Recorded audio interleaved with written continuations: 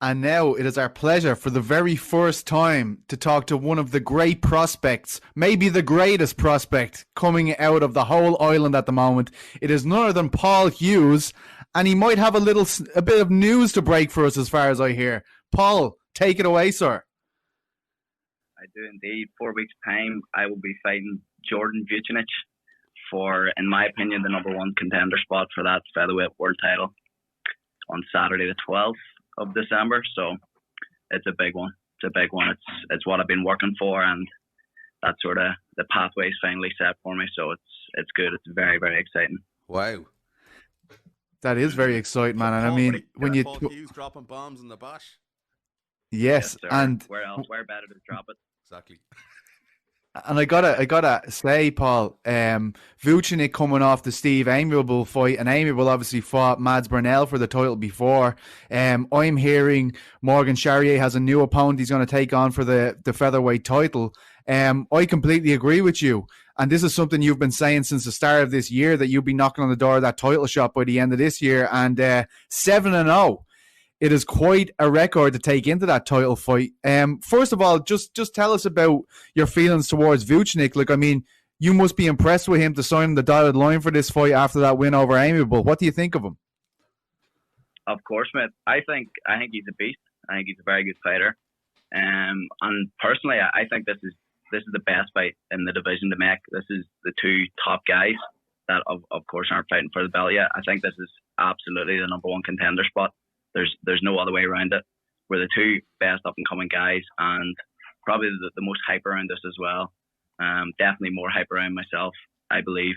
But anytime at all this year that I've posted about, like, who would you like to see me fight next, etc., it's always been Vucenic. The fans have always said Vucenic. They've always tagged him, and anytime he's posted the same, they've always been tagging me. So it is the fight to make, and it's a very exciting one. So it's definitely it's very exciting. You seem to really enjoy winding up Morgan Charrier's rabid fan base. You have not shied away from the eye of the storm there in any regard. But I think he'd even agree, right, that if you win this fight, you are 100% in line. What do you think of Morgan? He is huge. I think he's a huge piece of property, even for outside the Cage Warriors ranks, because of that huge fan base, because France has just opened up. He seems to be one of the biggest star names coming from France. What do you see in Morgan that you feel like you can overcome? Absolutely, you're right about what you're saying about him. I think he's obviously a beast. He's a great fighter, but I still do think he's overhyped, and I think it's an absolutely perfect stylistic matchup for me to look very, very good against him and to grow my brand even more. Like, it's not like I've just started saying this. I said this after my fight in March when I won by KO. I called them all out straight away, and I said, look, like, I may be young, I'm only 22, but I know how good I am, and I know I'm ready to face these guys. And now it's only about 6 months on, another couple of impressive wins. I'm 23 now. I feel, although I'm young, I feel so mature in this game, and I feel like I've been around this game for a long time. I know I've only had 6 fights, soon to be 7, but I did turn pro when I was 19. Of course, injuries took me out of the game for a while, but I do feel like, I wouldn't say a veteran of the game. Do you know what I mean? I'm only 23, but I feel very, very mature in there, and I think that Chapa fight, as I say, is just a perfect stylistic fight for me. Obviously, he's got the big following too. I've been visualizing getting that world title shot against him in Belfast. Like, that's something I've been visualizing all year, but I would also be down for doing that in France. Now that you mentioned about it becoming legal in France, I'd be happy to do it there. And I think that's the fight to make. I've got a big following here in Ireland now, and after this next one will be even bigger. So I think Ireland versus France in Belfast or in Paris would be a very, very big fight. I'm actually wearing a wee Paris top at the minute. Oh, there's layers to this call out. How are the hands? That's a low-key troll. But no, I'm not looking past Vucenic at all here. He's an absolute beast, and I'm expecting a very hard fight in 4 weeks' time. How are the hands, Paul? You mentioned the injuries there. Obviously, you problems with them. Perfect, mate. I've had no issues at all since I got surgery about 2 years ago. I got surgery in March of March 2 years ago, and I had to take the full year then just to let it heal. And ever since, I've had absolutely no issues with it. So it's a blessing, mate. It makes me very grateful as well, knowing from where I have came from as well, knowing that I'm now fighting injury free. I'm actually getting fights and building my career again. You mentioned the fan base there, Paul, and I sort of have seen that as well. I've seen it grow over the last 2 years, and maybe even more so after the Aidan Stephen fight, because I think we saw a little bit more of how versatile your skill set is. Would you say that's fair, and that maybe people realise now you are the real deal? You are the next, big thing to come from this island, as Petey said. Yeah, absolutely. Like, Aidan Stevens was a good step up an opponent. He's obviously a beast of a fighter as well. 7-2, like a hell of a record, and he was around the game for a long time. So I think people were looking for that. They were waiting for me to have that step up to sort of see how good this kid says he's the best, and he's going to be the best, but put him against someone with 10 fights and let's see how he gets on. And I think I just proved myself. I absolutely dominated him in every way. He didn't even get a sniff, so he didn't. And the way I see it, he fought amiable in a very close fight. A very close fight. It was one-sided. Vucenic just stole the win against amiable. I absolutely destroyed Aidan Stephen, and much respect to him. He's a lovely guy, but I think I sort of showed my level in that fight. I showed that I can do it all. I'm not just a striker. So, I mean, the Cage Warriors were sort of putting out the narrative that it was a striker versus grappler. You know what I mean? I was like Michael Jordan there. I took offense to that. So I thought it was a great performance. I thought it was a great performance, and I was baffled that you were disappointed with it. And I think it just shows, obviously, your mindset and how good you want to become. I mean, I was Paul, disappointed when I was in the cage. I thought that it was like a sort of not a boring fight, but I thought I didn't really show much. But as I watched the back, and to be honest, the more I've watched the back, the more I've actually been impressed with myself. I'm impressed with my composure and my sort of decision making in there. So it's good. I'm happy. So you should be. Paul, Niall touched on it there about your hands, but let's talk about that in a bit more detail, because when that happened, your last breaks, I mean, it was a very scary time for even me covering the sport, knowing that you're this red hot prospect. And like a lot of people, there was conversations across the biggest names in Irish MMA about what's going to happen here. How could this affect your career? Obviously it hasn't, but I mean, was there any fear at that time that maybe you wouldn't compete again? Because it doesn't look like anything has affected you at this point. I mean, it looks like your hands are brand new, but at the height of the worry, was there ever something in your head saying to you, like, Jesus, this might not get back on track at all for me? Yeah, like to be completely honest, there was a few times in that 2 years where I thought my career was over, and I thought I was never going to fight again, which it actually gets me emotional talking about it right now because of where I'm at and what I'm doing now. But when you think about it, mate, like I broke my left hand in my debut. I never had any issues after that with my left hand. It was then the right, which I broke 3 times in the space of 1 year, just all in the same place. Yeah. And like, obviously it's terrible, but after the second break, after breaking in the same spot, after taking all the recovery time needed, I took like maybe 6 months the second time, done all the rehab, all the nutrition, everything was on point. And as soon as I came back to prepare for another fight again, it just went in my first sparring session. And I remember breaking it. I was actually sparring with Reece McKee at the time, which is funny enough. I was down at his gym, and I remember it was just some weird position. I think he was in turtle position, and I just threw like a really short shot just through the guard, not powerful, not hard, just hit him in the forehead, and I just felt it, and I just took the hand wrap off, and I knew it was broke again. And this was after maybe a year and a half of being out and overcoming the other breaks. And I remember I just went to the bathroom and I just howled and cried and was on my hands and knees, just literally howling. Like I thought my career was over, and I couldn't leave the room. Like they were all just in the other side, like sparring away and waiting on me. I could not leave the bathroom. I actually felt like my life was over. Like this game is my life. It consumes me. It's my vehicle for achieving other things in life, and it's my passion.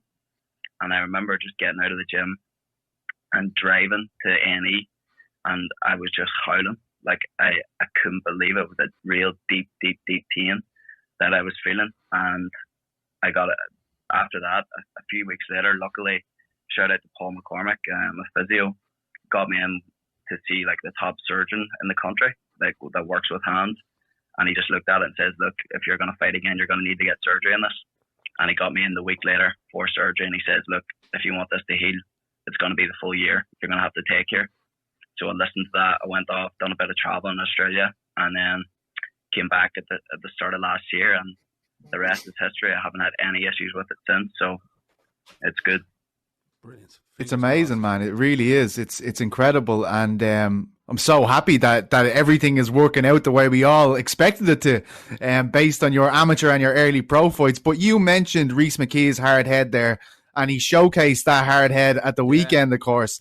But I gotta say, Paul, Rhys has had an incredibly difficult start in his UFC career. Took on the greatest prospect in the sport in his debut on a few days' notice. Then he goes in against a 10-fight veteran. Extremely difficult second fight, I thought.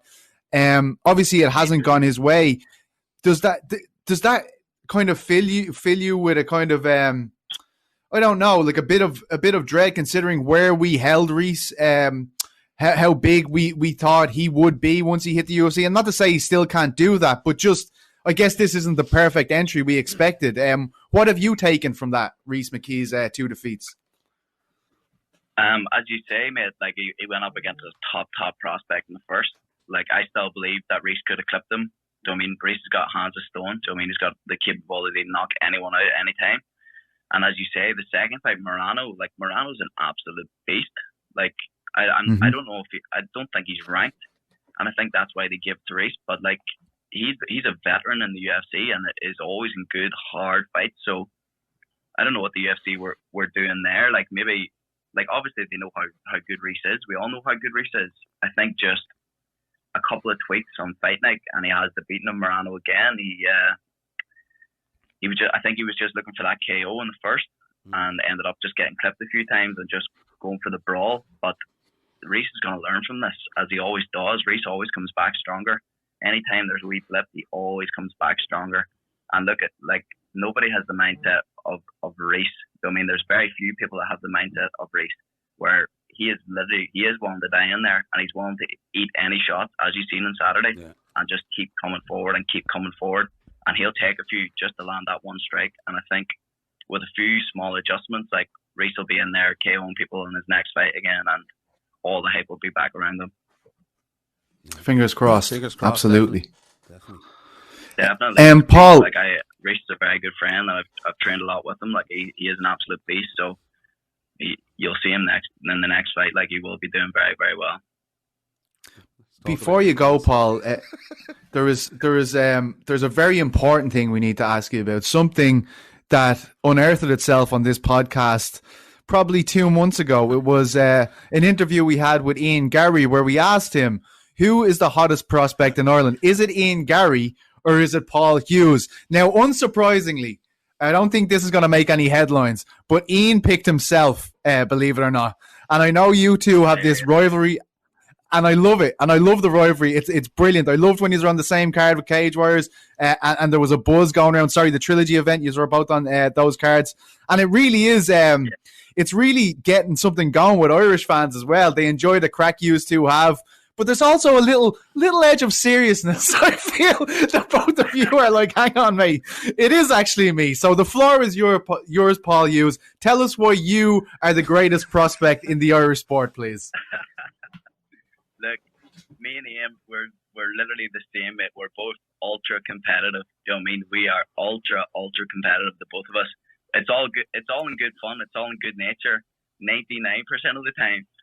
But I can't really see myself getting too annoyed. But there is times where I'm just like, I'm the best prospect. I just shut up, man. But I think, look, Ian is an absolute beast as well. He's a really good friend, and I love that there's that beef. It's a healthy rivalry because it does motivate me as well. Like, although it's joking around, like it still motivates me to get out there and work harder. When Ian's saying this stuff to me, like it's good crack, but as I say, it pushes me on even more. But then again, if I'm to be completely honest, like I am going to be fighting for that world title soon. I am going to be world champion before him. So I think I'm the best prospect in Ireland. I think it's quite clear. It's great. It's great. We need this healthy competition to push each other on. I think it's wonderful. I have one more, and it might be even more serious. You've talked about the fighting skills. Now here's the even. I was keeping this one tucked away, but I'll give it to you now. Who's better looking, you or Ian Gary? Go ahead. Me, all over. Fucking hell. Come on now. What are you laughing at? It's not funny here. What's going on? Oh my God, Paul! I think Joe McColgan thinks he's the prettiest. No, with that big fat head. No, my missus is mad about Joe McColgan. My missus is mad about Joe. Like she doesn't watch fights. She only watches Joe fights. That's no joke. Joe. Come on. Like my mum, she always asks me, like, what's Joe McColgan? How's he getting on? How's his training? I'm getting on. Like, why is it always Joe? He just has a thing for the ladies, you know. I don't know.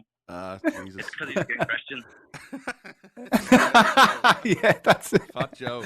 Well, Paul, that's all we have for you, man. Thank you so much for coming on and joining us and having a bit of fun and settling who was the best prospect in Ireland, I believe you've just done there. I'm sure Ian Gary would be delighted to hear me saying that. But thank you so much. Appreciate it, man. We can't wait for this fight on December 12th. And sign me up for Morgan Charrière v. Paul Hughes in 2021. I can't wait, my friend. I think that's the biggest fight Cage Warriors will do in a while. I think that Chapa versus Hughes in Ireland or France, I think it's got a potential to be very, very big. And that's why I've been calling for it. I've been visualizing it. So we'll see what happens. Legend. Appreciate it. Stay safe, Paul. Thanks so much, man. All the best. Hello, guys. If you want to hear more of The Bash, you can subscribe to us on all our wonderful channels on iTunes, Spotify, YouTube, and all that other shit. And click the links below. Click the links below, the notification button. It comes straight to your phone if we've any fresh content. And also hit the subscribe button. It does help. You're some plonker. It's very serious.